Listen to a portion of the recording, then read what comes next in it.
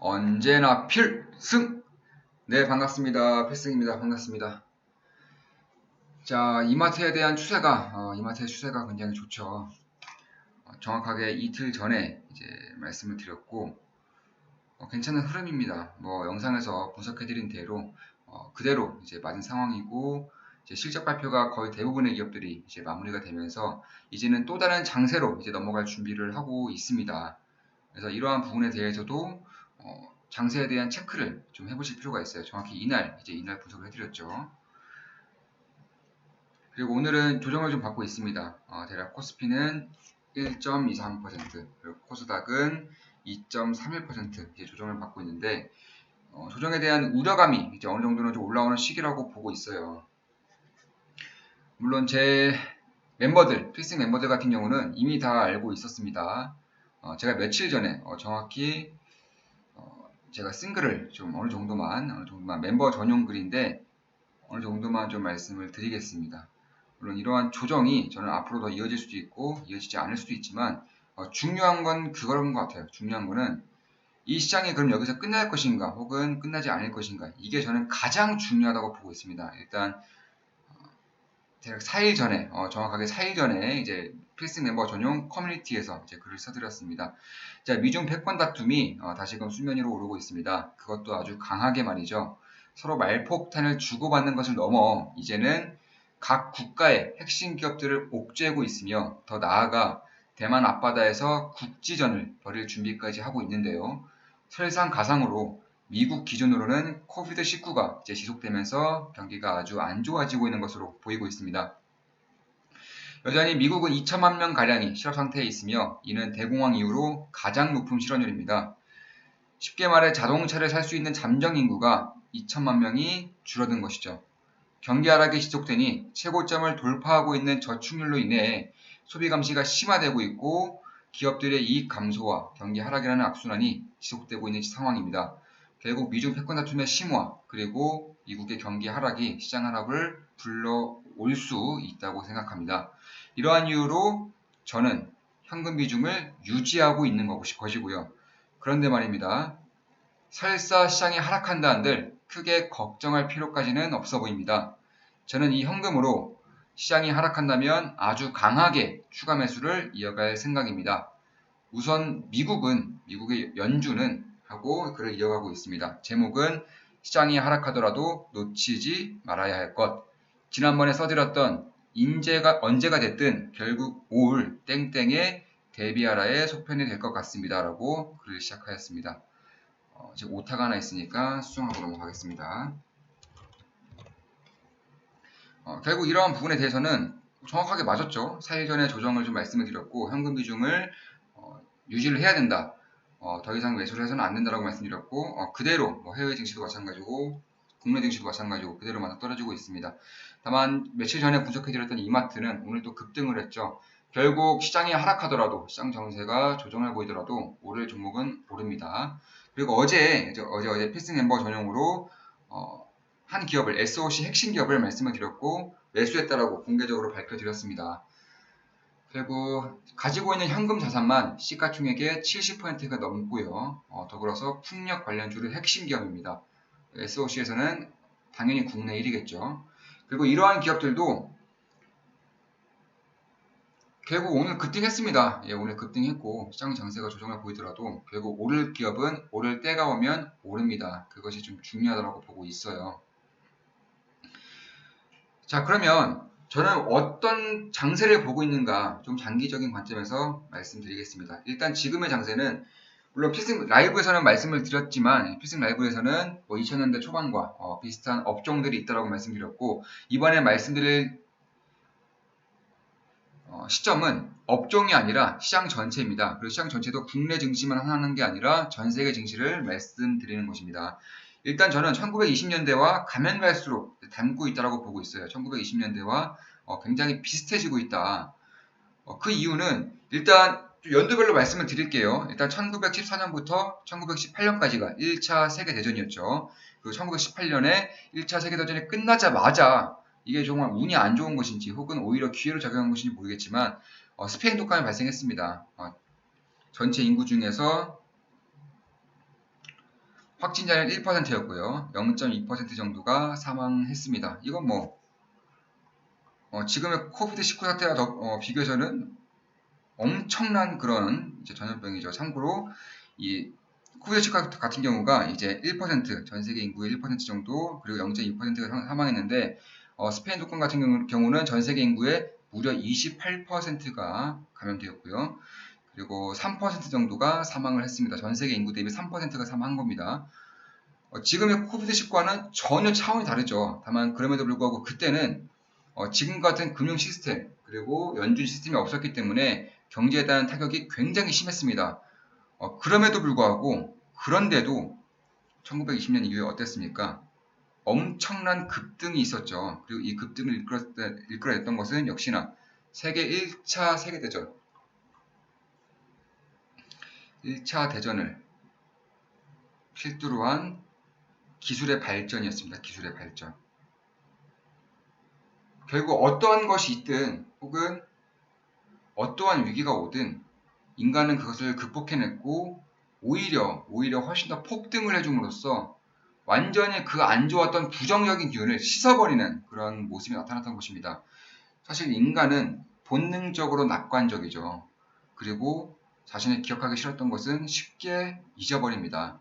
이런 것을 봤을 때에도 결국 이 1910년대 그리고 1920년 초반대의 그런 질병과 전쟁의 아픔을 완전한 폭등으로, 증시의 폭등과 자산의 증식으로 씻어버렸습니다.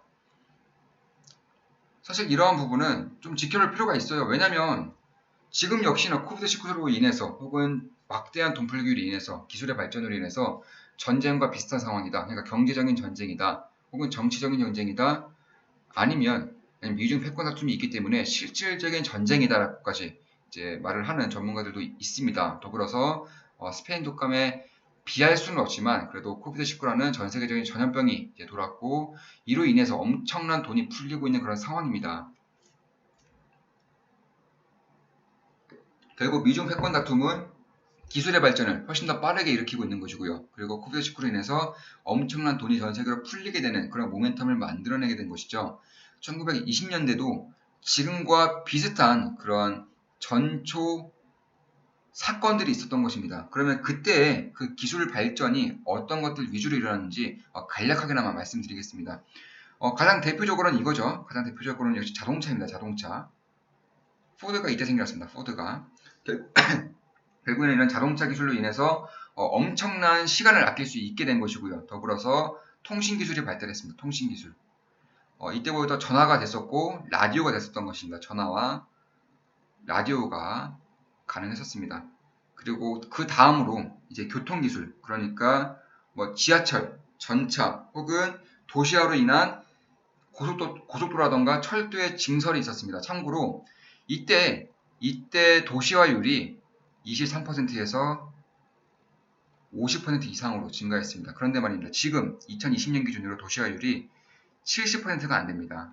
그러니까 이때 한순간에 진행했던 도시화율이 대략 한 100년 동안 진행되었던 도시화율보다 훨씬 더 빠르게 진행됐던 것이죠. 그만큼 트리거가 중요한 것이고 이 트리거를 잘 이해하고 잘 대응할 수 있다면 불을 거머쥘 수 있는 아주 좋은 기회를 잡는 것입니다. 저는 무조건 주목해야 한다고 보고 있어요. 그리고 마지막으로 이 항암제가 아니죠.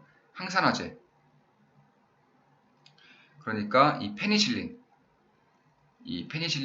1920년대에 이제 개발이 됐습니다. 그로 인해서 이 스페인 독감도 어느 정도는 예방이 확실하게 됐었던 부분도 있고요. 결국 1920년대의 전쟁과 그리고 전염병 그리고 2020년대의 미중 패권 다툼으로 인한 경제적인 전쟁 혹은 기술 전쟁과 더불어서 금융 전쟁 그리고 코비드-19까지 전염병과 전쟁이라는 그런 아주 커다란 트리거가 굉장히 비슷하게 일어나고 있다는 것입니다. 그리고 지금의 기술은 제가 봤을 때는 가장 핵심적으로 역시 자율주행이죠. 자율주행과 그때 자동차가 생겼다면 이번에는 자율주행과 AI가 생긴다고 볼 수 있습니다. 그리고 그때는 통신이 생겼다면 이번엔 5G, 도시화율이 생겼다면 스마트시티 그리고 더불어서 압도적인 인프라 투자를 할 수 있습니다. 그리고 그때 이제 페니실린을 대표적으로 말했다면 지금은 바이오테크죠. 그냥 바이오테크. 바이오 플러스 IT.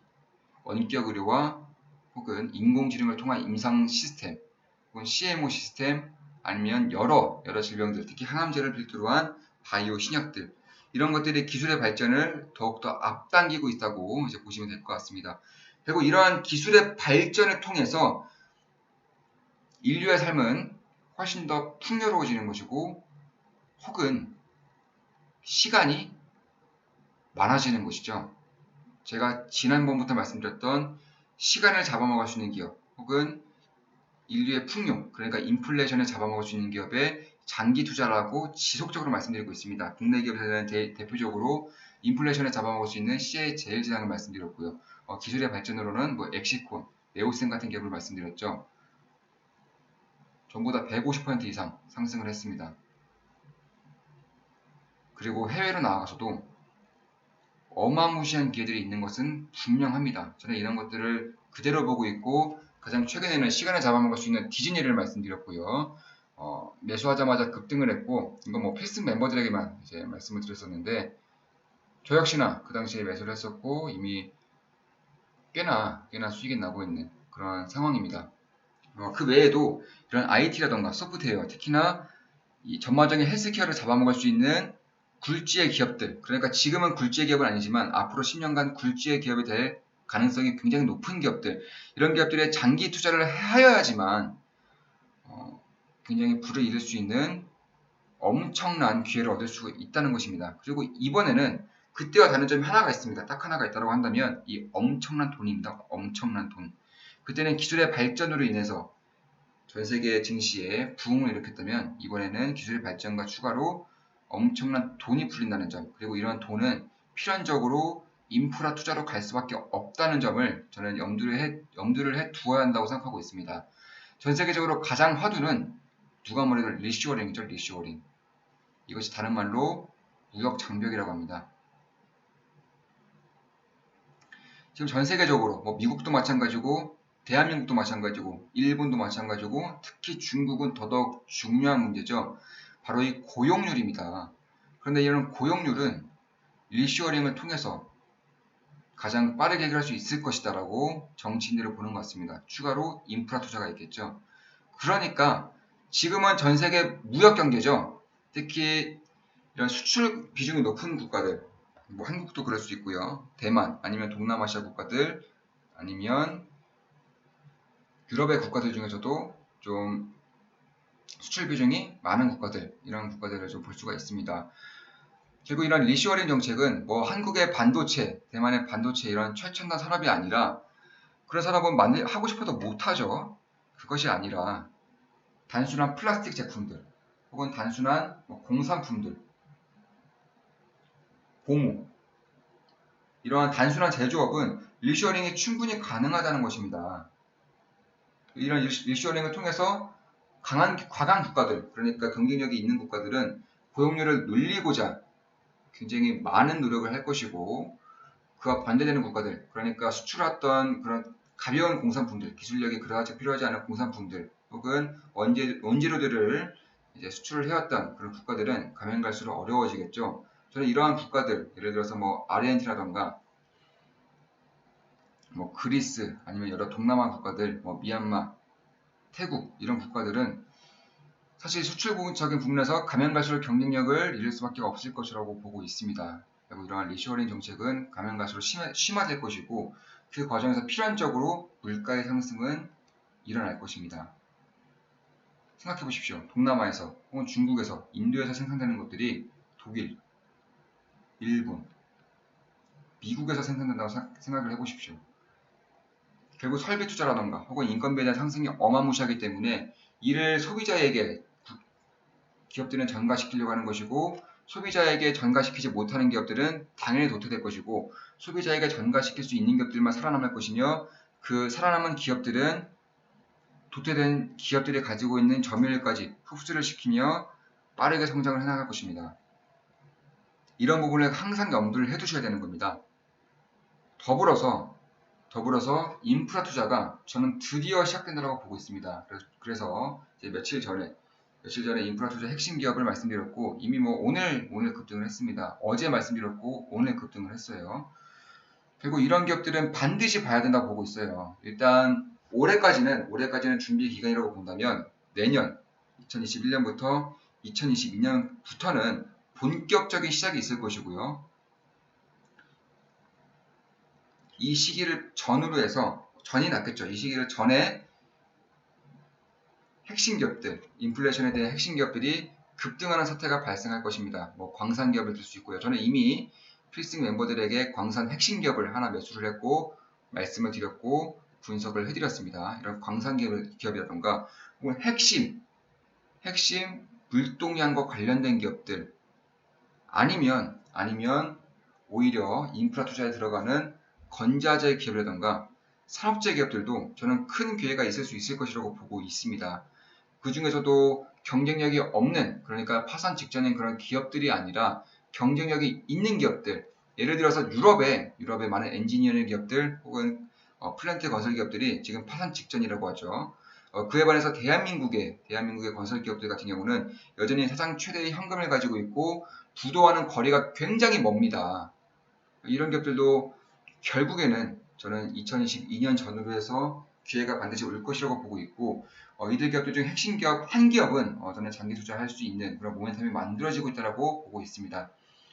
2021년부터는 인프라 투자가 전 세계적으로 유례 없을 정도로 진행이 될 것이고 뭐 중국은 이미 시작했죠. 중국은 가장 빠르게 시작을 하고 있고 뭐 유럽도 하겠다고 밝히고 있습니다. 특히 유럽 같은 경우는 친환경, 신재생 에너지 위주로 인프라 투자를 하겠다고 밝혔고 미국, 캐나다도 역시나 내년부터는 시작이 될 것이라고 예상이 되고 있습니다. 특히 미국 같은 경우 아니면 남미 이런 국가들은 실업률이 치솟고있기 때문에 인프라를 투자를 하지 않으면 이제 국가의 그런 성장성이 완전히 꺾여버리는 그런 순간이 올 수밖에 없는 상황이라고 보고 있습니다.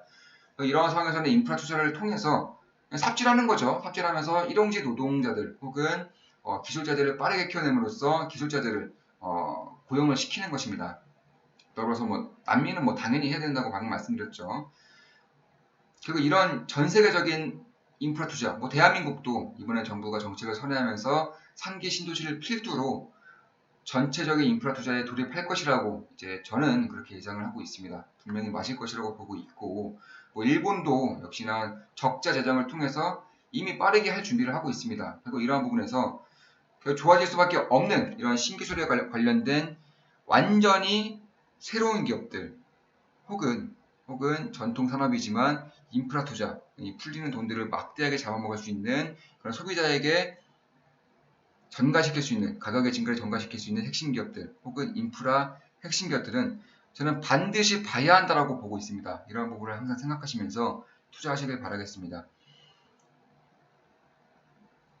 지금까지 필승이었습니다. 제 멤버가 되시면 커뮤니티 글에서도 이제 볼 수가 있는 것이고 그리고 제가 매수하는 기업들을 직접적으로 바로 이제 아실 수가 있는 것이죠. 도움이 될 것이라고 생각하고 있습니다. 필승이었습니다. 다들 아시죠? 앞으로도 좋은 분석, 좋은 기업 분석으로 찾아뵙겠습니다. 필승이었습니다. 필승!